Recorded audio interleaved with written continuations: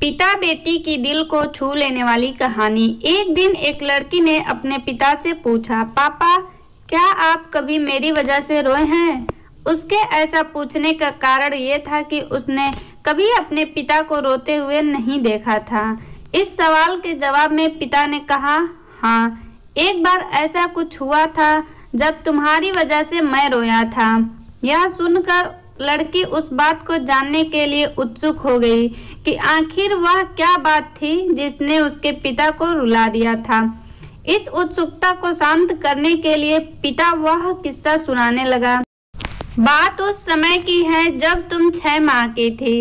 एक दिन मैं तुम्हारे सामने 3 चीजें रखी, एक पेन, एक सिक्का और एक खिलौना। मैं ये जानना चाहता था कि तुम उन चीजों में से क्या उठाओगी।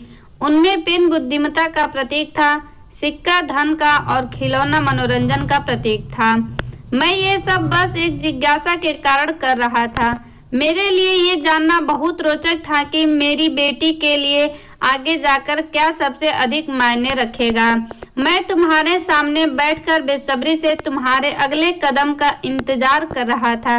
मैंने देखा कि कुछ देर बैठकर तुम उन चीजों को देखती रही, फिर घुटने के बल चलते हुए उनकी ओर बढ़ी।